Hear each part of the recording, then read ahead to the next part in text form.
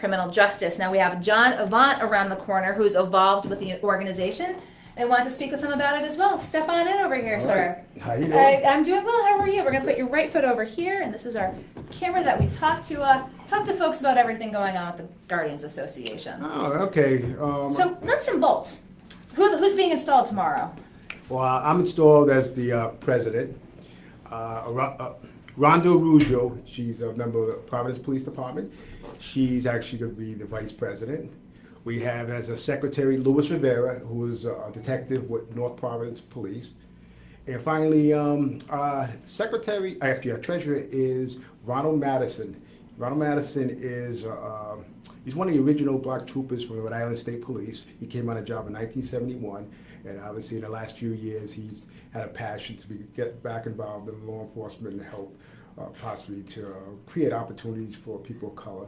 So That's tomorrow. That's the officers. Why in 2017 is this so important? It's important because I had a vision. What happened throughout my life and my career, I relied on mentoring. I came from a family of 13 brothers and sisters, and obviously we had economic struggles, but we relied a lot on not only our parents to nurture us and provide us with some good spiritual guidance and Catholic guidance, but in addition, it was a community, and along the way, we were able to, people in the community came forward as role models and mentors. And then when I finally got on a job in 1990, State Police, there was various people on the job that were mentors to me.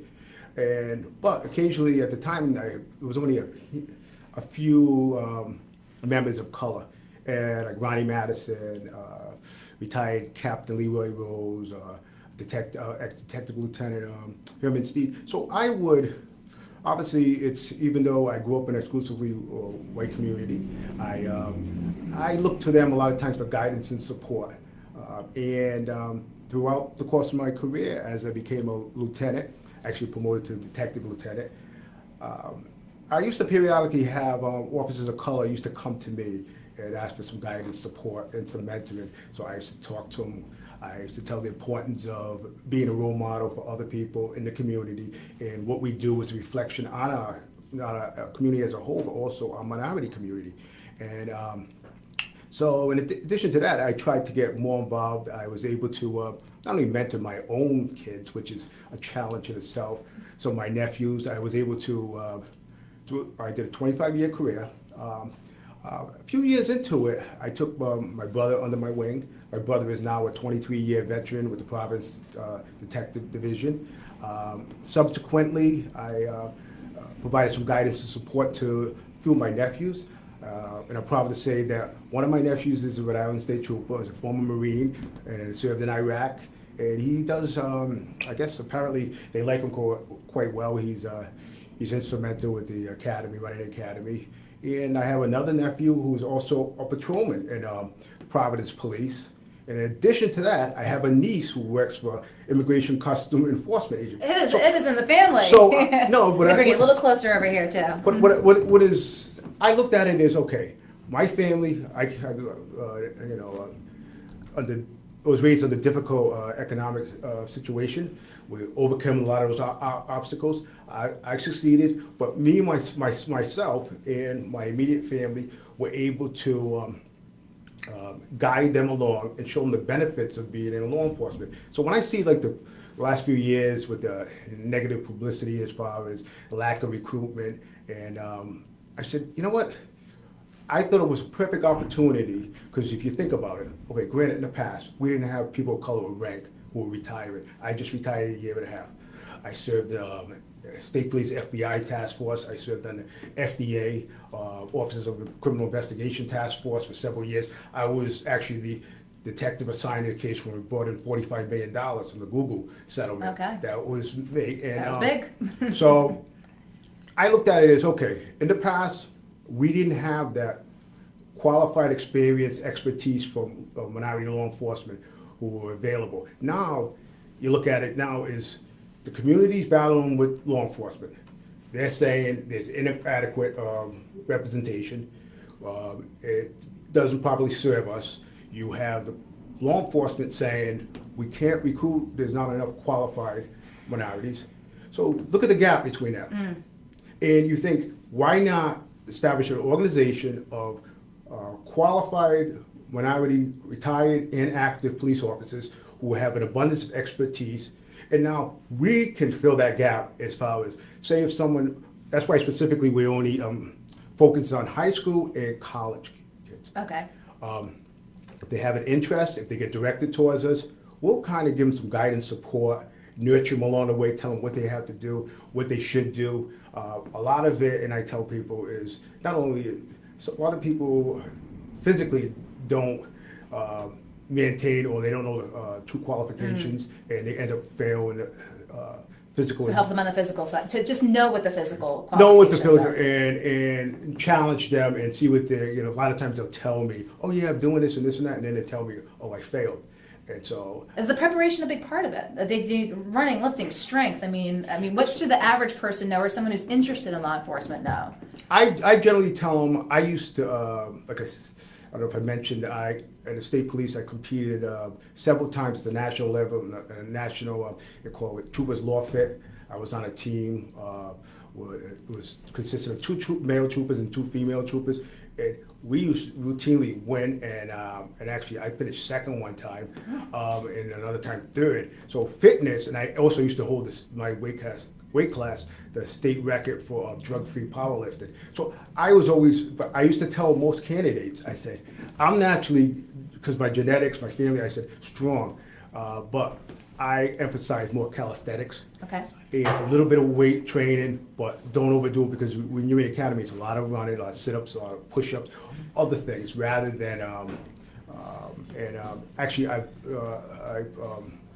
conveyed that to a few people who are on a job now, and they were white officers, and they were big, strong, and I actually, I conveyed that to one of their fathers, and I'm glad to say that later on, one of them come up to me and said, without that advice you had given my father, I don't think I would have made it to the academy. Oh, wow. I was concentrating too much on weightlifting. On the strength and not for strength. the cardio side of things. Yeah, more the aerobic side. So how difficult is it to recruit in this day and age where, police officers are under so much scrutiny, so much fire?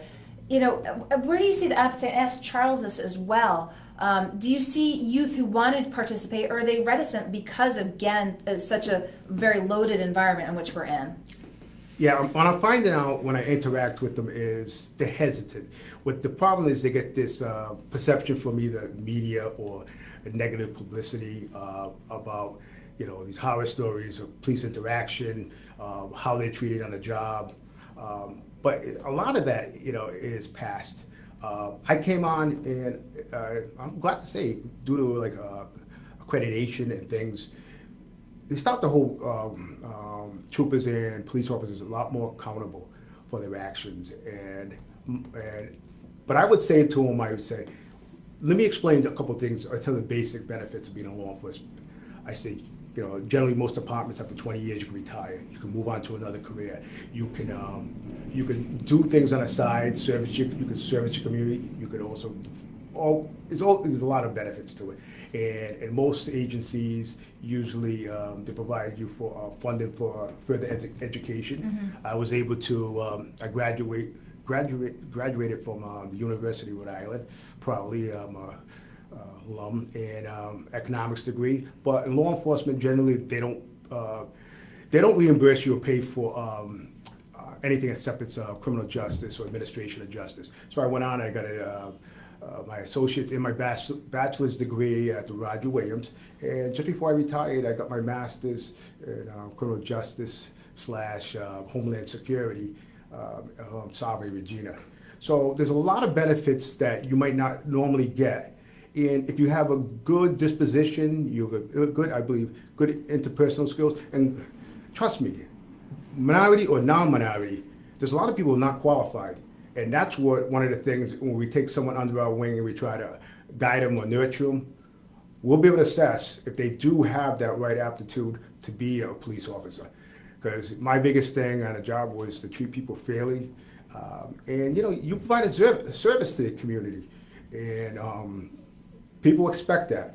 you know, and I try to be a role model on the job. I try to be a role model off the job. And I think that, to my credit, allowed me, when I ran for the president's position, most of the other members collectively said, you'll probably be a good fit for that, you know, because our thing is, and I clearly stated to all my members, and I've also conveyed, Chuck has a different agenda than mine. My agenda is exclusively based on our mission, and that's mentoring. Mm-hmm. So if we can work collaboratively with law enforcement, because most of us know it can relate well to them, and the community. So if we can bridge that gap and say, okay, you know, we're not afraid to take a little responsibility on it. Mm-hmm. So, but also the same token, well, it's a lot of work, but we have to go out there, locate some of these individuals. Mm. For instance, I was looking on the, URI website. There's probably 10 or 15 different ethnic group clubs, between just black, African, there's Cape Verdean, there's Spanish, there's Latino. So you're saying, but if we reach out to these individuals, like I said, when I sit down and I talk to them, and it's interesting because they don't have, a lot of these minorities don't have a source to go to know what the job is all about. And what's interesting, when I first became a trooper, I briefly lived in city of Providence, right in the Washington Park area. And I recall countless times I would get a knock on the door, and it'd be a young adult, it would be female and a male, or they'd be very respectful, and they said, "Sir, can I bother you for a minute?" I said, "Yes." Someone told me in the neighborhood or the community that you were a trooper, and I have aspirations of being get into law enforcement. Can you just tell me about it? So just that one-on-one mentoring. And it was interesting because I would sit down, do a quick assessment where they are educationally, where they want, and most of them wanted to end up in being a police. But I said, well, if you want to get into it based on your credentials and your pedigree right now, I think something might be more suited, like corrections. Oh, okay. And I was assigned to the Department of Corrections for probably like 5 years as an investigator. I used to run into the same people, and I would take them aside and say, "I thought you were going to move on to police." They go, "I'm happy here." So you have, when you mentor, and I go, don't sneak away from me over here, John. Okay.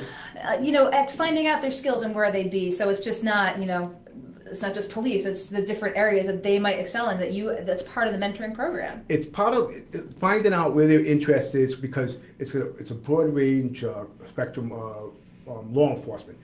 And I'm not sitting there saying, you have to be a trooper. You have to be, I would say, if you have an interest in, say, North Providence, like our secretary's North Providence, I would sit him down with him and tell him, and then the person might say, well, maybe I want to go into more of the federal level. I wanted to go something else.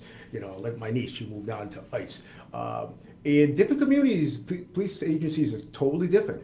They're not the same. Some are more traditional, some of the unions, because of the union interaction, and some people, I'm not going to specify what agencies, but some people I said, well, you may not fit into that culture, because we all know police do have a culture. Mm-hmm. Sometimes it's it's called the blue coat of silence, which is negative, but overall there is a police culture, and you do a lot of times have to fit in black, white, and I actually, through the course of my career, I was stern on certain things, my convictions about, say, profiling, whatever it is, race issues, and to my surprise, a lot of troopers I used to sit down, talk to, engage in a thoughtful conversation, and I had some mentors on the job, and I'm proud to say, there was certain guys who would, sit down and talk to me about certain things, and I could feel very, very comfortable. These are like supervisors who I always refer to, they got it. They got it. So the Guardians Association, trying to mentor youth, encourage careers in law enforcement.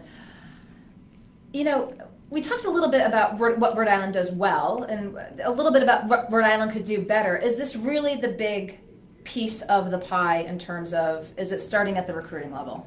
I believe it is. And the problem is, if you look at recruiting, what do? 6 months from now, they start posting all these things in barbershops and all these crazy things. And then they say, we recruited. Yeah, I put an article in the paper. We recruited. And then you send a couple I'll just use it for the purpose of this conversation. Just a few troopers in who were in paramilitary uniform. They're all formal, and they don't truly interact. It's not informal, like we're having a conversation. So because they want to portray an image of more, that paramilitary, which sometimes that might scare some people away and think, well, that's what I thought the state police would.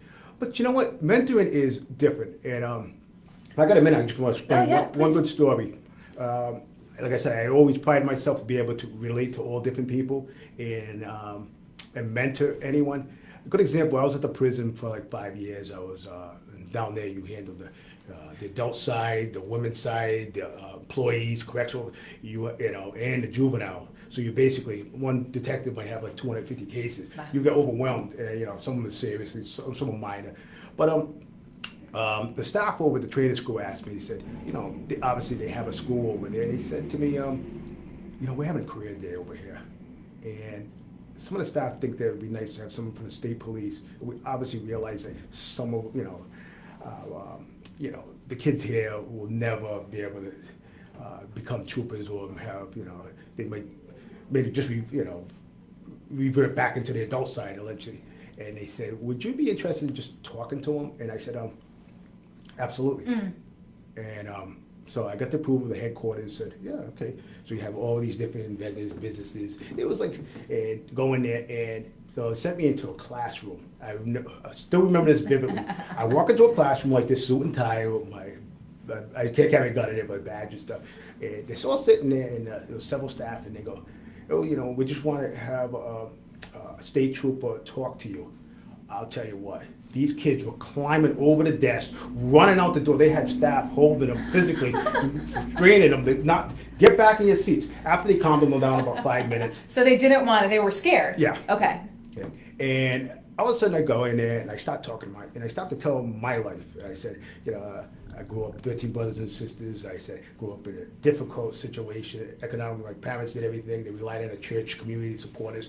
But, in hindsight, I said all of us now, 13 productive members of society. None of us in prison. Most of us went on to get higher education. And I was kind of talking about all these different things. And I said, I told all these things that went on and on and on. And all of a sudden, they seemed like they're a little interested. And I said, watch out.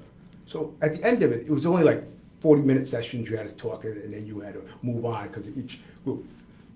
When I was ready to leave, there was a line of all those kids standing in line. They all wanted to talk to me. They were so intrigued, and they had 100 questions. And finally, the staff said, "No, we have to move. He has to move on." But and I remember telling that story to the colonel. I remember Colonel Doherty at the time, and I remember, and I saw the staff later, a couple of years later, and I said, "Hey, you still run that program?" And she basically said to me, she goes, "Unfortunately, you were different. You were able to interact, establish a rapport with these kids. They ended up the next time sent like a uniform trooper who was so rigid." And he goes, "The kids did the same thing. They did." and so but it's all the interpersonal. You have to know your audience and know. But if you can sing something that establishes a rapport, and I've been there, done that. I've seen those struggles. I have relatives who been out there in the streets, died for street violence and everything else. But you know what? I try to stay focused. I try to be a role model for my kids. My kids are doing quite well, and I extend that to my, my other nieces and nephews. You can imagine I have quite a few. But so I look at that in entirety as saying, if I can give back, I was fortunate. Community helped save me as a kid. Why can't I, if I have something a gift I can pass on, if subsequently someone gets a job in law enforcement? But it's interesting. Now I enjoy talking to younger officers. And in fact, before I retired, actually I'm back on it, the Rhode Island Commission of Prejudice and Bias, because technically state police assigned someone, and I was on that, but then it's by statute and legislatively. So after I retired, I took myself off it, but the new director over there called me up. I said, "I'm getting emails." He goes, I said, "Yeah." He goes, "I put you back on." But what I did with that opportunity was, I accompanied the Attorney General, Prosecutor Tom Palumbo was a great guy. He would talk to the municipal academy, different police academies about hate crimes, Rhode Island civil rights laws, et cetera, et cetera. And I would give the law enforcement component, and I would talk to them about basically about interacting with the public, misconduct. I told them what things were and how things gradually changed and how act like every time you're out there, you're on camera. And I was talking, and basically, some of the municipal academy recruits, some of them would be kind of falling asleep. But what caught me was I had to do it last year was I had to talk to supervisors, like NCOs or corporals and, throughout the state. And what amazed me was they were all engaged. Because a lot of them either worked with me and knew, and I could tell them how times have changed. We're moving to the 21st century police, and I was like, and they all acknowledged some of the wrongs and the misconduct and how things have changed. And it was funny because even after we were done, I sat down and like 5 or 6 of them talked about all the things and how policing's got to change, and it goes, and it is changing. And, unfortunately, some people don't give them credit for the change, and that's why this one component with the recruitment is hopefully... This is just one piece of it, and you're installing the officers at a ceremony tomorrow. Tomorrow at the Cape Verdean Progressive Center, 329 Grosvenor Street in East Providence. And well, I appreciate your coming in today to tell folks more about the association. We'll be putting this up after as well, so you can watch back if you're not watching live. More additional information, again, the importance of mentoring with the Rhode Island Guardians Association. John Avant, I appreciate your coming in today, sir. Thank you for having me. We will talk soon. I will let you on your way.